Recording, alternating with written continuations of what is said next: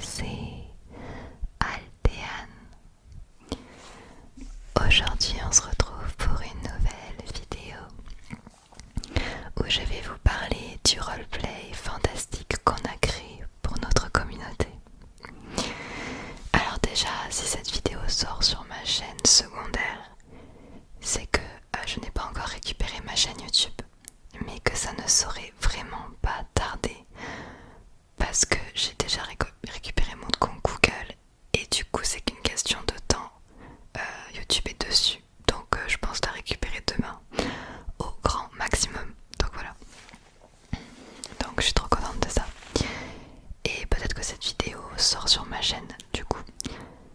Et du coup dans ce cas là tu es déjà au courant que j'ai tout récupéré. Enfin bref. Je voulais te parler un petit peu de notre Discord. Sur le Discord de la communauté, Discord Team TN. Ça fait 1 an, 2 ans maintenant qu'on organise un roleplay textuel fantastique. Alors pour ceux qui connaissent pas du tout cette façon de jouer, d'écrire, pour vous expliquer un petit peu, je pense qu'il y en a certains d'entre vous qui connaissent le roleplay de GTA. Voilà. Alors roleplay GTA c'est en vocal. Nous on fait à l'écrit. Et c'est pas du GTA, c'est une histoire et un monde qu'on a inventé. C'est un univers fantastique où on a créé la carte, on a créé tous les personnages, tout ça, toute l'histoire. Ça s'appelle Runesia Terra. Runesia Terra parce que avant mon ancien pseudo c'était Runesia et on avait commencé déjà à cette époque-là. Cette vidéo est faite pour vous annoncer qu'on réouvre le roleplay qui a été fermé pendant quelques mois parce que on n'avait plus le temps. Mais il réouvre avec un nouveau staff et tout qui s'occupe spécialement de ça. Alors dans cette vidéo je vais te lire l'histoire de Runesia Terra, l'histoire de démarrage, le contexte. Tu peux t'inscrire si tu es quelqu'un qui adore écrire, quelqu'un qui adore lire des histoires, en inventer, qui adore l'univers fantastique avec des dragons, des mages, des hérétiques, de la magie noire, tout ça. Je pense que ce roleplay textuel pourrait te plaire. On recherche des personnes matures qui savent écrire avec une bonne orthographe, ou du moins qui font des efforts pour. On est à la recherche de personnes qui veulent bien créer leur fiche personnage, donc tu créeras ton propre personnage, qui seront capables de suivre un système de combat avec des lancers de dés virtuels. Ceux qui connaissent les JDR, les jeux de rôle avec les maîtres du jeu et des dés, c'est exactement la même chose, sauf que c'est sur Discord en fait. Voilà. Et pour ceux qui ne veulent absolument pas rejoindre, il n'y a pas de souci, cette vidéo est une lecture d'histoire pour t'endormir. Je vais simplement te raconter une histoire que moi et ma communauté avons inventée. Voilà. Alors je te souhaite une bonne relaxation. Runesia Terra. Runesia Terra. La magie dans le monde de Runesia Terra est une magie présente partout. Dans tous les êtres humains, sauf les nains et les orques, et dans toutes les fibres de leur corps. La magie est omniprésente chez d'autres races comme les Asuras ou les Ondines, chez qui elle se manifeste très tôt, presque dès la naissance. Les hommes ont décidé, au fur et à mesure des années, à apprendre comment canaliser cette énergie et s'en servir dans leur vie de tous les jours et pour se défendre. Les séraphins sont des êtres baignés dans l'énergie qu'est la magie. Ils ont souvent été les mentors, les maîtres pour apprendre aux hommes à s'en servir. Et c'est pour cela qu'aujourd'hui ils sont considérés comme des êtres supérieurs. On ne peut pas jouer un séraphin. Ce sont des maîtres qui vont nous apprendre la magie à l'école de magie.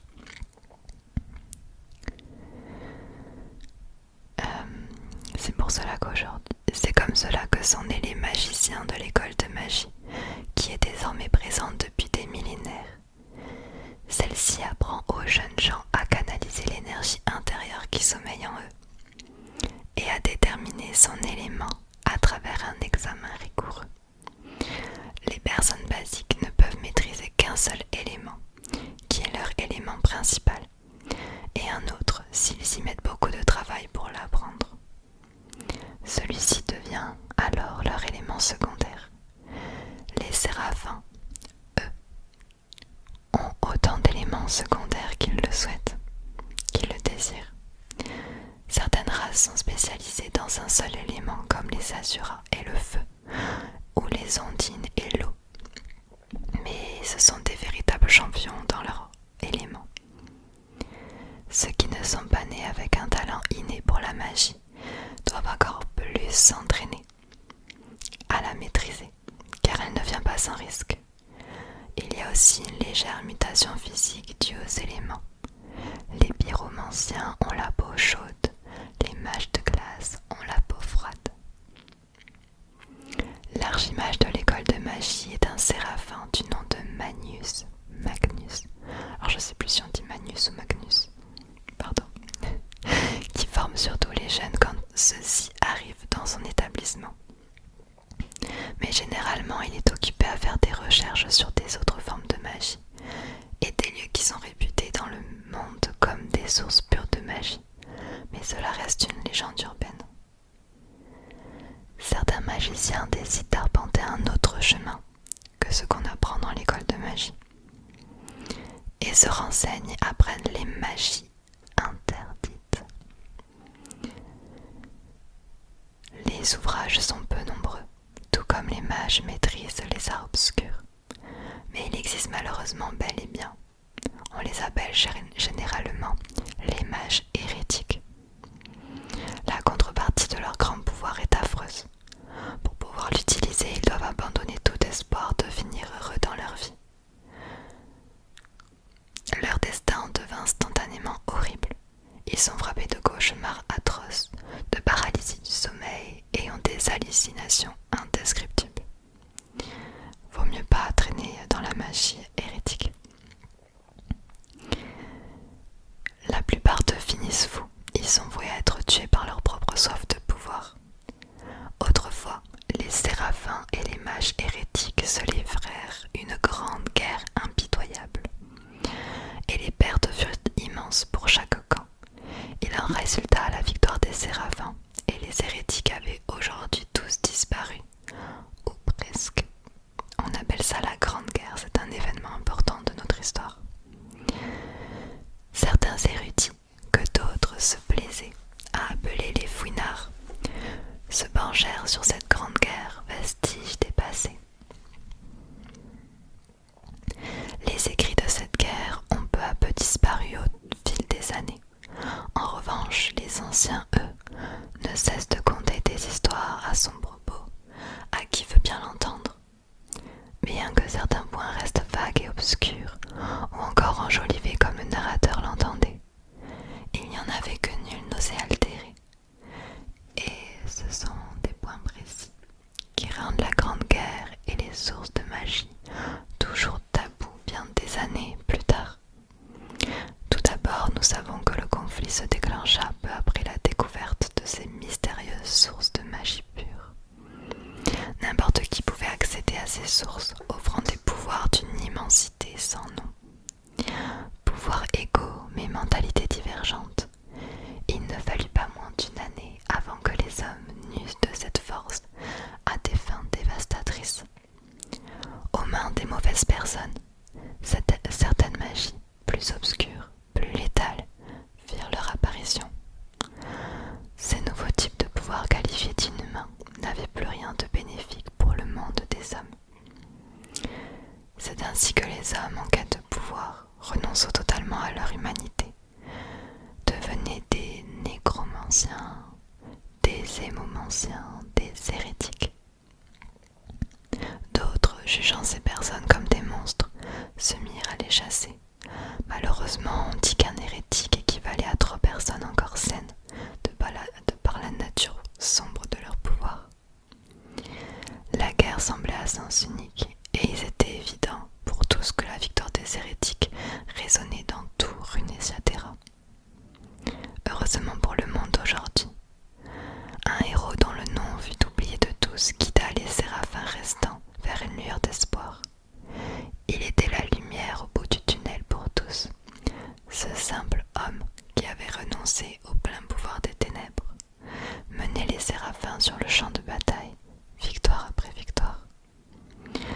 Cependant, il ne fut que peu de temps avant que les forces ne s'équilibrent, et un terrible mage fit son apparition. Encore aujourd'hui on tait son nom, un peu comme une malédiction. Mais Zagreus était sans nul doute l'hérétique le plus doué, et l'adversaire le plus doué. On raconte qu'il manipulait toutes les magies existantes, et que sa force n'avait pas de limite. Peut-être ces histoires sont-elles exagérées, mais les résultats un terrible combat entre Zagreus et le héros oublié. Ce combat aurait duré des années, peut-être même plus, mais aucun d'entre eux n'en sortit vainqueur. D'ailleurs, aucun d'entre eux ne sortit au cours de ce combat. Les deux mages suprêmes, comme certains les appelaient, s'étaient éteints. Sans eux, la guerre devint chaotique, mais les séraphins s'en sortaient désormais mieux, grâce aux conseils sages de leurs défunts héros. Bien des années plus tard, la majorité des hérétiques avait été décimée. Runetia Terra retrouva peu à peu la paix qu'elle avait si longtemps connue. Je tiens à dire que l'histoire des personnages, des héros qui ont rejoint l'aventure, c'est-à-dire vous, nous sommes arrivés à la fin de la guerre. Nous avons aidé les séraphins pour essayer de tuer, et nous aidons toujours les séraphins à essayer de trouver et de tuer les derniers hérétiques. Mais c'est encore compliqué, c'est pour ça que nous devons monter de niveau et nous gagnons en level au fur et à mesure pour arriver un jour à battre les hérétiques. Mais heureusement que les héros sont là dans l'univers de Runetia Terra, car ils permettent de garder la paix au sein de Vigrid notamment, qui est la ville principale de Runetia Terra, qui est la ville des humains et la plus peuplée. Cette ville est protégée par nos héros, qui résout des quêtes sur le tableau des quêtes, qui s'entraînent au combat dans l'arène de combat de Runetia Terra. Il y avait autrefois, dans les montagnes de Valoran, les montagnes de Runetia Terra, une cité des dragons, une cité avec tout plein de dragons. Cependant, durant la Grande Guerre dont je viens de vous parler, tous les dragons, ou presque, se sont éteints, malheureusement. Ils avaient été utilisés comme des montures et des armes de guerre. Aujourd'hui, il ne reste que très peu de dragons. Au niveau de nos héros, on compte 2 dragons. Moi, je m'appelle Runeria, et je suis un personnage inspiré de Zyra, de League of Legends, avec son skin dragon, donc Zyra Dragon. Et nous avons Talana, qui est aussi une dragonne, mi-humaine, mi-dragonne. Et nous avons toutes les deux gardé notre aspect dragon, mais nous sommes maintenant des humains. Et je vous laisserai découvrir sur le Discord pourquoi nous sommes à moitié humaines maintenant. À Valoran aussi, il y a malheureusement des hérétiques. Cette cité en ruine a été prise d'assaut par les hérétiques encore survivants. Et du coup, cette montagne fait peur à tout le monde parce qu'il y a encore des hérétiques là-bas. Un peu plus bas dans la montagne, un peu plus loin aussi, on a la cité des nains. Les nains sont vraiment ceux qui s'y connaissent le mieux dans la montagne et qui connaissent toutes les légendes. Il y a une grande bibliothèque là-bas qui est très intéressante à aller visiter. Et voilà, les humains ont quasiment... Aujourd'hui, les humains et leur nouvelle génération, ils n'ont pas connu les dragons. Alors quand ils croisent des héros qui ressemblent à des dragons, ça attise vraiment leur curiosité. Nous avons beaucoup de personnages dans Runetia Terra. Il y a des personnages qui sont maintenant liés d'amitié. Et voilà. Donc si tu veux rejoindre l'aventure, si tu aimes bien écrire, donc n'hésite pas, le lien du Discord est dans la description. Et si tu veux la partie 2 de cette histoire, j'aimerais bien te raconter le début de l'histoire avec mon personnage. Parce que tout ce qu'on écrit, je le garde sur un document. Et peut-être qu'un jour j'en ferai un livre, je ne sais pas. Mais en tout cas, je serai heureuse de vous lire la suite